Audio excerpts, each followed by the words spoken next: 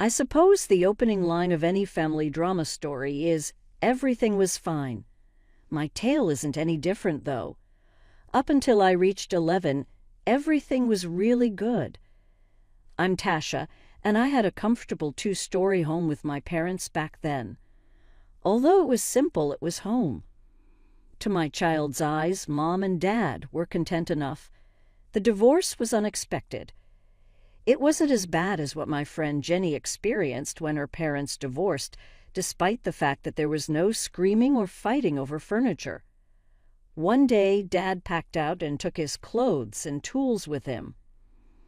With a firm embrace, he reassured me, "I'll always be here for you, Princess." At first, Mom handled it nicely. She would roll her eyes and grumble to herself that it wasn't enough when Dad's alimony checks arrived.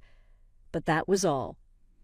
On weekends, I stayed with Dad at his tiny apartment above the car repair shop he was attempting to open. I loved it, but the place always smelled like coffee and engine oil. Then Mom met Richard approximately a year after the divorce. Sarah and Emma, his two daughters, were both a few years younger than me. Mom's eyes gleamed like Christmas lights as she told me about their engagement. "Just think about it, honey," she exclaimed as she took my hands. "You're going to have sisters. We will once more be a true family." Richard's daughters are very sweet, and he is a fantastic father. It will be a pleasure to have siblings. I recall joyfully nodding in agreement with her enthusiasm. I had always dreamed of having sisters, and Mom's description of them seemed like a dream come true. She painted scenes of sister bonding sessions and family game nights while spending hours discussing our future together. It was a modest yet pleasant wedding. I had a basket of flowers with me and was dressed in a light blue outfit. Throughout the ceremony, Sarah and Emma, who were wearing matching pink dresses, continued to giggle and whisper to each other. I tried to catch their eyes, hoping they'd include me in their secret jokes, but they just turned away. When they moved in, I was so excited I could barely sleep the night before. I cleaned my room, made space in the bathroom cabinet for their things, and even put together welcome cards for each of them. Mom helped me arrange flowers in their rooms. "See, you're already being such a good sister," she said, kissing my forehead. If only I'd known then what was coming. Maybe I would have fought harder to keep things the way they were. Maybe I would have told Dad how I really felt about Mom remarrying. But I was 11, and I believed in fairy tales about happy blended families. It took exactly 3 days for my fairy tale to turn into a nightmare. On the 4th morning after they moved in, I woke up early as usual to get ready for school. But when I tried to go into the bathroom, the door was locked.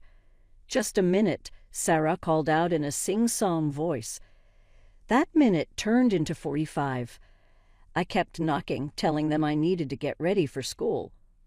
All I heard was giggling and the hairdryer running. When they finally came out, both Sarah and Emma were perfectly groomed, wearing matching outfits. "Beauty takes time," Emma smirked as they passed me. "You should know that. Oh wait, maybe you don't." I barely had time to brush my teeth before the school bus came. That became our new morning routine, them hogging the bathroom while I waited, usually ending up late or rushed. But the bathroom was just the beginning.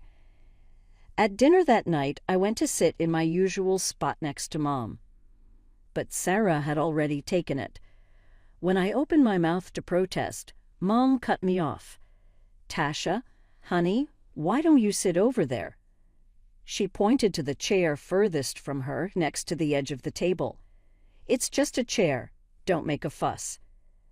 I watched as Mom served Sarah and Emma first, cutting their meat into perfect pieces, asking if they wanted more juice, fussing over them like she used to fuss over me. Richard beamed at the scene while I picked at my food in silence. Things got worse when Sarah spotted my collection of hair accessories, the ones Mom and I had bought together during our weekly shopping trips. "Oh my God, Emma, look at these," Sarah exclaimed, pulling out my favorite butterfly clips. "They'd look so much better on us." "Those are mine," I said, trying to take them back. "Girls should share," Mom said firmly. "Tasha, don't be greedy. Sarah and Emma are your sisters now." After that, Sarah and Emma started calling me Greedy Tasha whenever adults weren't listening. But that wasn't enough for them. My textbooks would mysteriously end up with torn pages. My clothes would get accidentally stained with nail polish. My homework would vanish only to reappear crumpled in the trash. Every time I tried to tell Mom, she'd shake her head disapprovingly. "Tasha, stop trying to get attention." I know this adjustment is hard, but making up stories about your sisters isn't the way to handle it. They're not my sisters. I finally snapped one day after finding my favorite sweater with a huge hole in it. That earned me a lecture from both Mom and Richard about family and gratitude. But the final blow came a week later when Mom announced she was reorganizing the bedrooms. "Sarah and Emma need more space for their things," she explained, not quite meeting my eyes. "Your room has better closets, so they'll take that one. We've already moved your stuff to the small room next to the laundry." The small room was basically a glorified closet with a window. It barely fit my bed and dresser. When I saw all my things crammed into that tiny space, something inside me broke a little. This wasn't just about a room. It was about my place in this family, or rather, my lack of one. Richard wasn't content just letting his daughters torment me. He had to join in too. Any little thing I did wrong became proof that I was a difficult child. If I was quiet, I was sulking. If I spoke up, I was being disruptive. I couldn't win. "Just like your father," he'd say, shaking his head whenever I didn't meet his impossible standards. Always causing problems. The apple doesn't fall far from the tree, does it? The funny thing was, Dad was actually doing pretty well with his auto repair business. He specialized in luxury cars, and while it was tough at first, he was slowly building a solid reputation. I never told Richard this, though. Let him think what he wanted. My weekends with Dad became my lifeline. We'd order pizza, watch old movies, and he'd tell me stories about the fancy cars he was working on. Sometimes I'd sit in his office while he did paperwork, just enjoying the peaceful atmosphere. "How are things at home, Princess?" he'd ask occasionally. And I'd always say, "Fine." He had enough on his plate, working long hours to get his business off the ground. The last thing he needed was to worry about me too. The years crawled by. I threw myself into my studies, spending as much time as possible at the library or with friends, anything to avoid being home. Before I knew it, high school graduation was approaching. I'd applied to several colleges. I got acceptance letters from most of them. I was over the moon. Finally, a chance to get away. To start fresh. The day after graduation, I couldn't contain my excitement anymore. We were all sitting at dinner, and I decided to share my news. "I got accepted to several colleges," I announced, pulling out the acceptance letters. "I even got offered some partial scholarships. I really like the business program at—" Richard's laugh cut through my words like a knife. Not a genuine laugh, one of those mocking ones that makes your stomach sink. "College?" he sneered. "And who exactly is going to pay for that? Your loser father?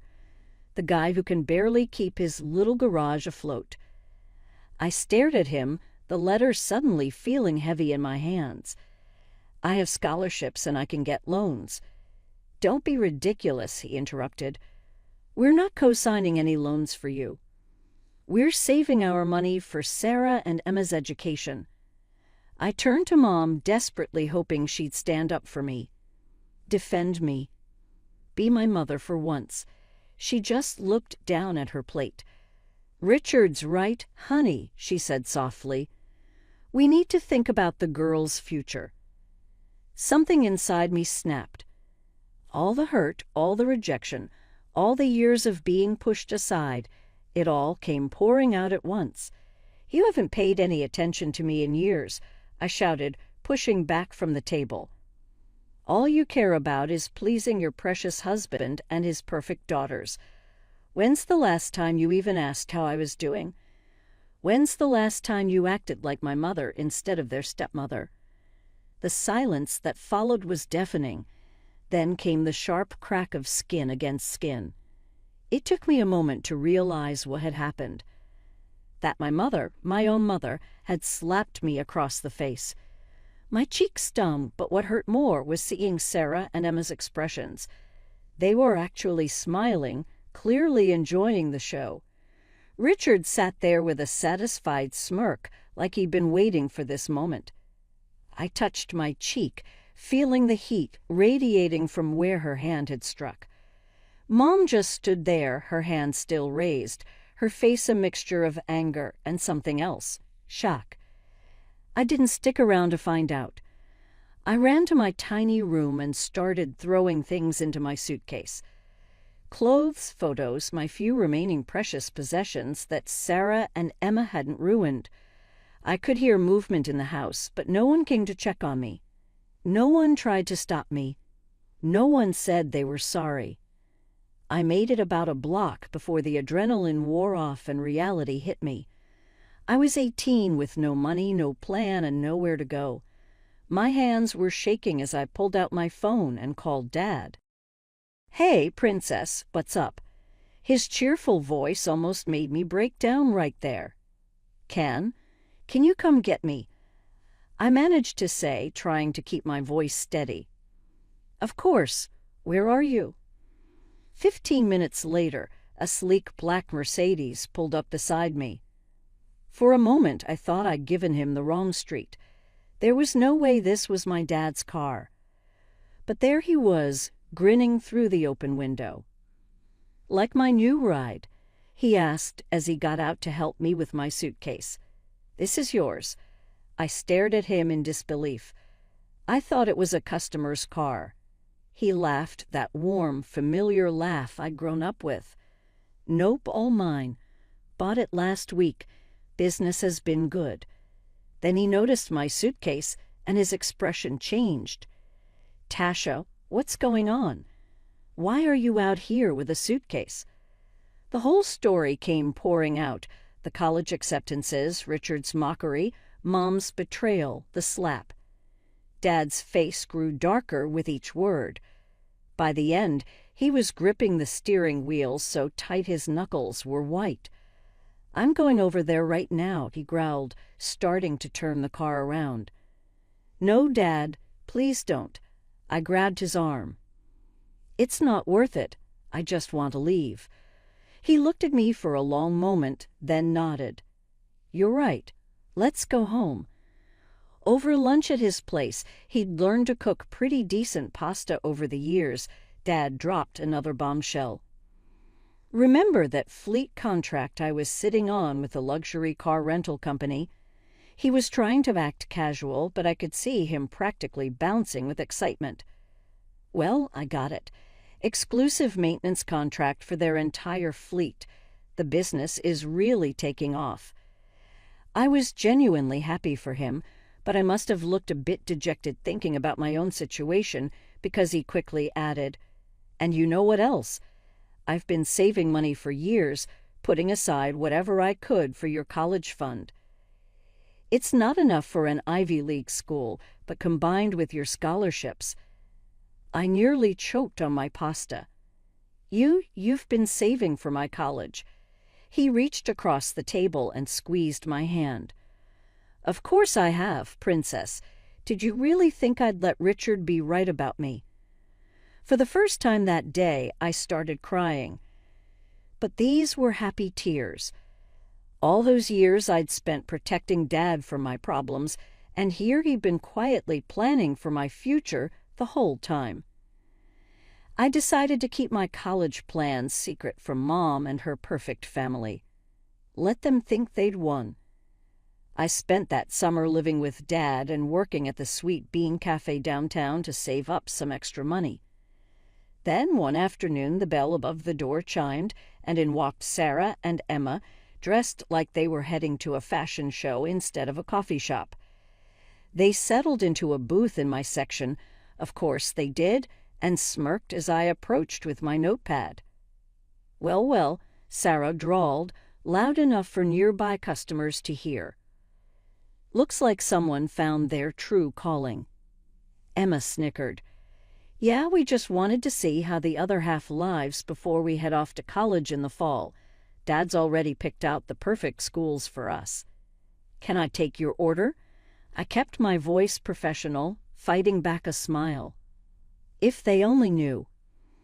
"Oh, you'll probably still be taking orders when we graduate," Sarah continued, examining her manicured nails.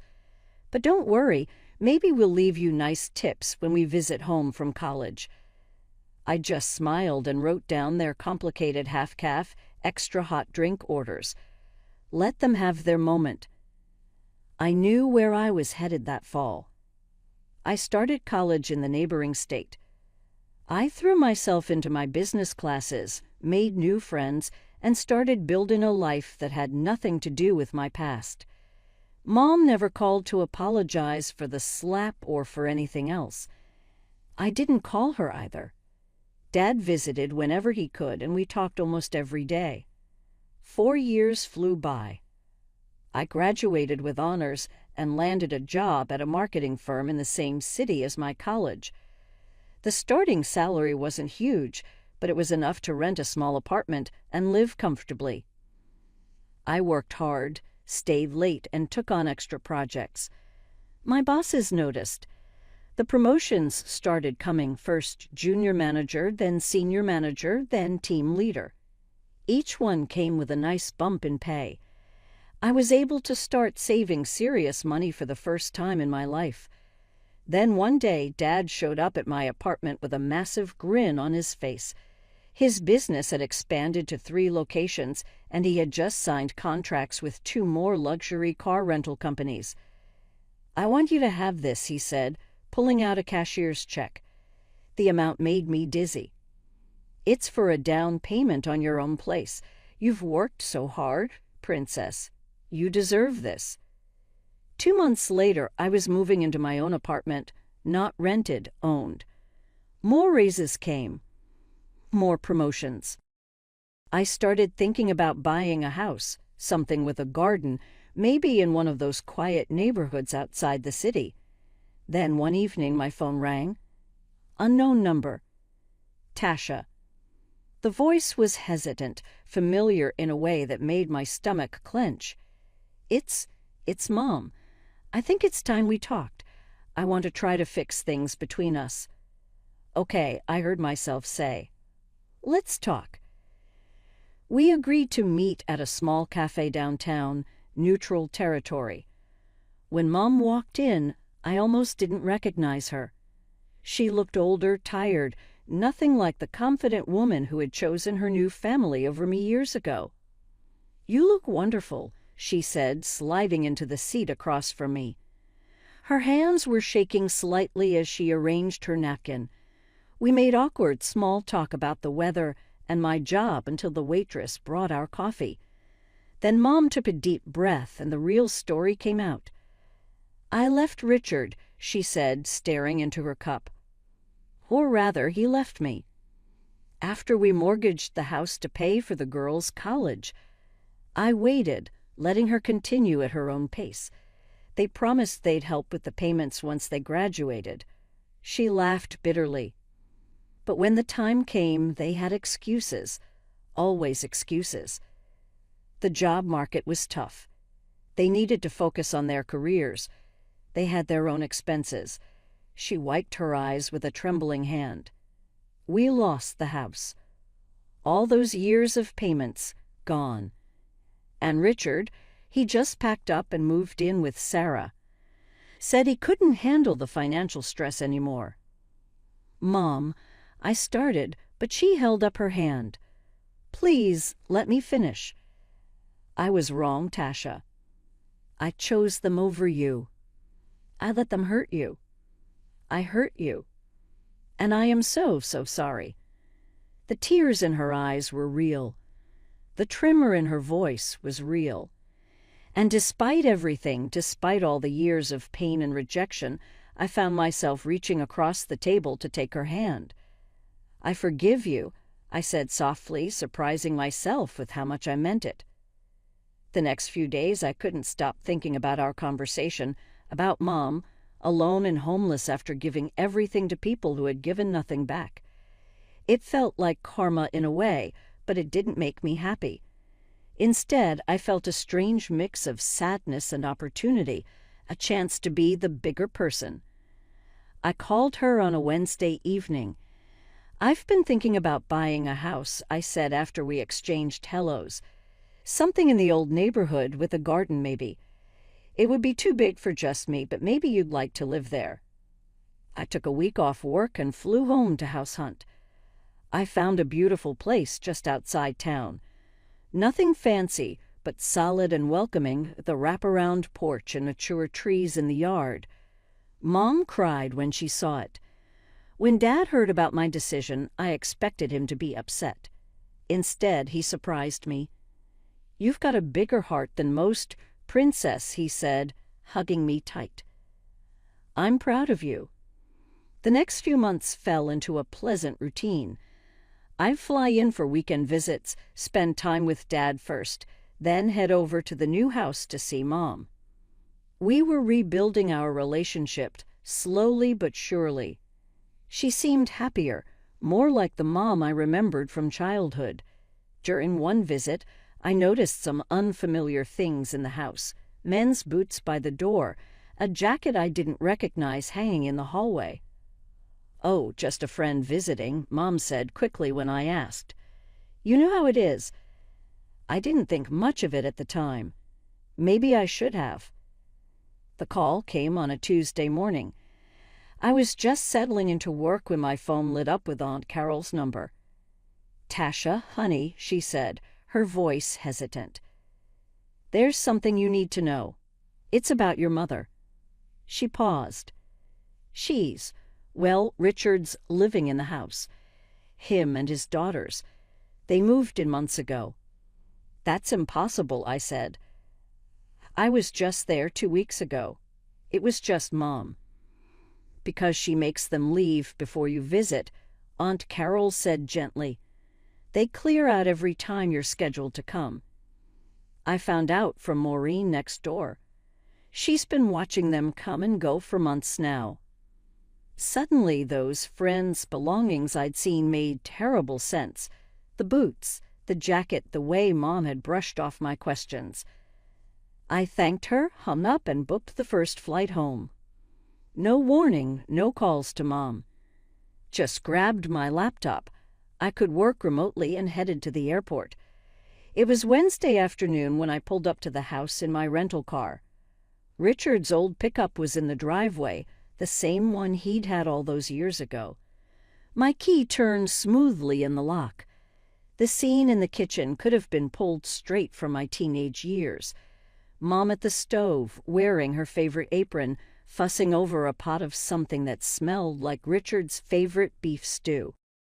Sarah and Emma at the kitchen table, looking exactly like their old entitled selves, just older. Richard in his usual chair, reading the newspaper.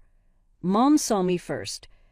The wooden spoon she was holding clattered to the floor. "Tasha." Her face went white.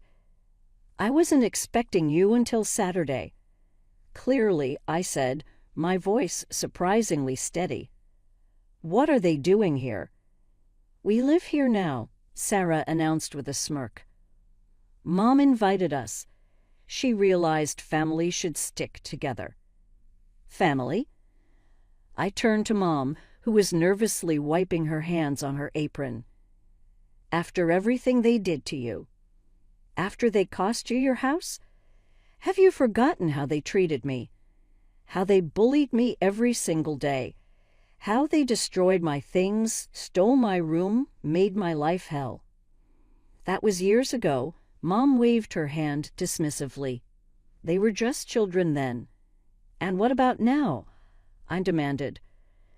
They used you for college money and abandoned you. Richard left you when things got tough. How can you just forgive that? Because they're family, Mom insisted, her chin lifting stubbornly. They made mistakes, but they're sorry now. Sarah and Emma exchanged smug looks. Richard just sat there with that same self-satisfied smile I remembered from my childhood. Fine, I said, my voice ice cold. Then I'm giving you a choice, Mom. Right now, them or me. The silence that followed seemed to stretch forever. I watched Mom's face, searching for any sign of the mother I used to know. The one who used to braid my hair, kiss my scraped knees, and tell me I could be anything I wanted to be. I choose them, she said finally.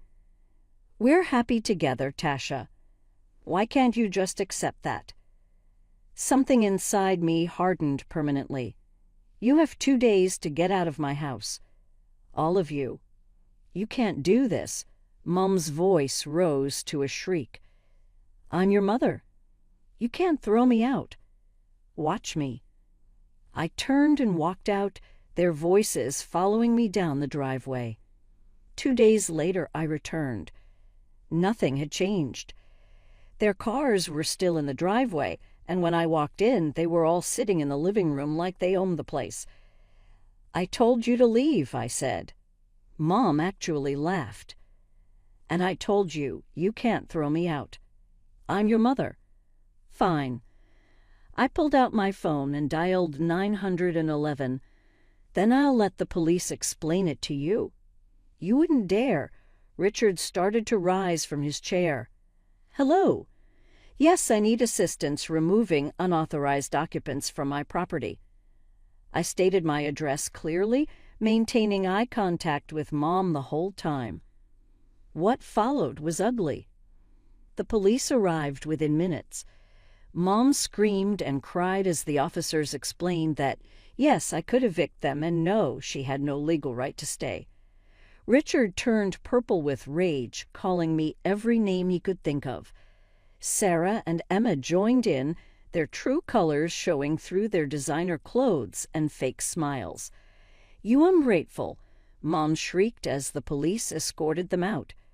After everything I've done for you, everything you've done for me. I watched them load their belongings into their cars. Name one thing, Mom. Just one thing you've done for me since the day you married him. She had no answer for that.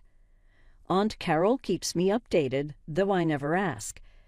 They're living in a small apartment across town, struggling to make rent. Richard still can't hold down a job. Sarah and Emma never visit, too busy with their own lives to care about the mother who sacrificed everything for them. Sometimes Mom calls late at night, but I never answer. The house sits empty most of the time.